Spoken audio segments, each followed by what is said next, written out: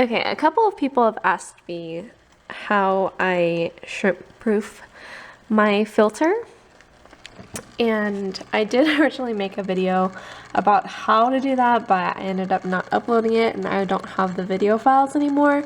But I can quickly show you guys pretty much how I do it. I have the Fluval Nano Submersible Filter, which I think is good up to 10 gallons, but I'd have to double check that.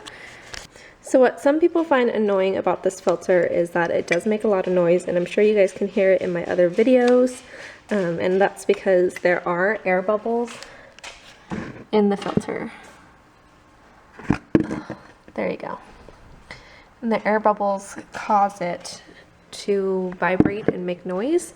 So usually when I'm changing out the filter, I have to make sure that I put it back together inside of the tank so that there are no bubbles. Okay, so this is what my filter looks like completely taken apart. It has this bottom chamber here that holds the filter material, and it has 3 chambers. The first chamber, which is the largest chamber, contains this sponge with pretty large holes in it, and then also a little itty bitty bag of crushed corals because I needed to raise the pH a bit because my RO water has a pH of 6 and I needed something closer to 7 for neos. Now the second chamber, which is the middle chamber, comes with this little plastic piece that slides right out, and then a little about 1/4 inch sponge insert that fits right in there. And then this last chamber actually doesn't have anything in there. So my worry was that baby shrimp could get sucked into these little holes here, and they are actually small enough to fit in there. So I would rather be safe than sorry, and so I cut out a rectangular piece of sponge from the Fluval Biofoam, which is this, and I pretty much eyeballed it a little bit bigger than the chamber itself, so that when I stuck it in there, it squished in, and then the holes got smaller so that little baby shrimp wouldn't get sucked in. And then the next part I wanted to make sure that baby shrimp don't get sucked in is right here where the top of the filter meets the bottom of the filter, because there is still a little bit of suction in there, and also baby shrimp can get stuck in that crevice. So I made this little, actually it's not that little, it's pretty big actually. I made this really large piece of sponge to cover that area up so that if shrimp do kind of crawl up here, they don't get sucked in. But also this top part really easily comes off from the bottom. So if it even like comes out like that, you know, shrimp can get in. So I made it about 2 inches wide just in case. So if it does come apart, maybe when the filter is moved or something, then shrimp don't have an accident. And then the last thing I wanted to cover up was this area where the spray bar meets the top of the filter. And if the spray bar isn't attached tightly enough, then there can be suction right there and shrimp can get sucked in. So I made this little itty bitty ring to fit right there where the spray bar goes. So let me show you guys how I get this all put together. Okay, if you decided not to add a little bag of crushed corals, this actually comes with a little itty bitty piece of this larger foam material, and that goes right in here. But since I took that out to put a little bag of crushed corals in, I'm gonna put this one in first. So that goes right in there. And then the next thing that goes in is this little piece right here. And then this insert here. And that goes in just like this. Okay. And then the last part is this area here, the piece that I cut out. So when I cut this out, like I said, it was too big for this, so I actually had to use a skewer and push it in. But now that it's the right size, I can just push it in like this. Pretty easily, kind of not really easily. But once I get it pretty much that far in, what I do is I use a skewer and I just pull the rest down all the way to the bottom and make sure everything is pushed all the way down so that things don't get stuck or try to crawl in the bottom. Yep, there you go. All right, oops. And then the next thing is you put the top of the filter on the base. And this comes out really easily, see?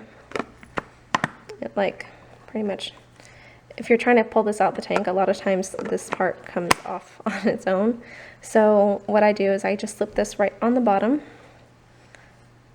Actually, I have this side thicker so that it matches up with this top side right here. And then just slip it right on like a sock. And I just pull it all the way up until it covers that crevice. And then I get this ring right here, stick it right on top there, and then grab the spray bar and then push everything in. So I use a little bit of force here, but I want to make sure it's tight. And that's pretty much it. Filter is done. Shrimp-proof Fluval Nano Filter. So I just slide it right into the tank.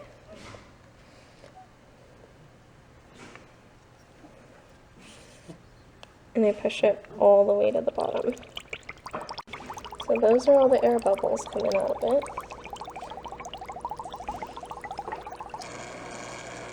So to reduce that noise, I'm going to have to open up the filter and make sure there are no air bubbles inside. So I'm going to turn off the filter.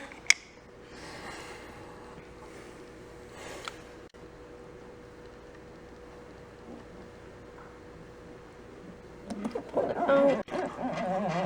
Did you just try to claw my head? Oh my gosh, Remy. Oh my gosh. I'm scared of opening this up too fast. There it goes.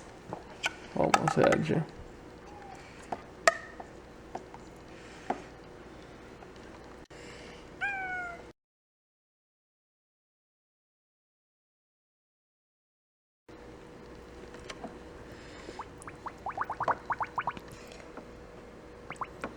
Okay.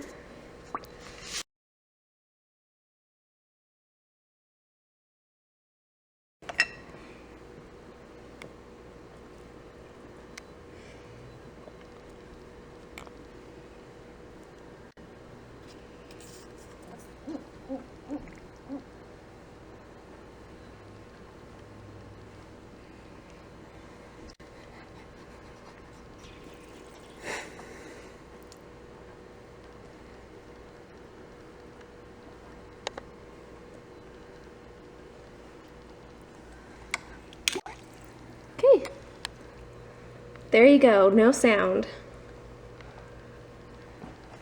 So as long as you put the filter together within the tank and make sure there aren't any air bubbles inside, it won't make any noise. And sometimes I'm lazy and I actually don't mind the sounds, so I won't do that, and I'll just put it in the tank after I clean it.